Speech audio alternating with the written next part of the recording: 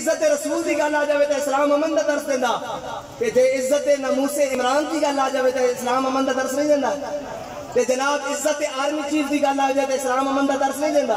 इतने बोलो इस्लाम अमन का दर्श देता। अज असीं सारे नमाज करने वो खोता आए अटक गया कि नहीं आ गए, और कहता सी शायद 86 नफूस और भेज के समझता सी भाई लबैक का नारा रुक जाना। और मैं क्या जलिया तेरे तो प्यो दादे का ही नहीं पता कि अबू जहल होरी भी आए सन इस नारे को ढकण वास्ते, लेकिन इस्लाम ने बदर इन लम्हे पा के रख दिता सी।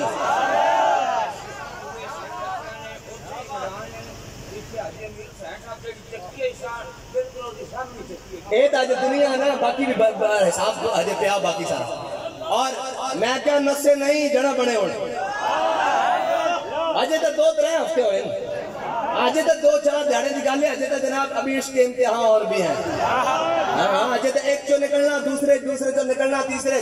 किबला फरमा रहा सन मैं तारीखी दुरुस्त की करता जावा।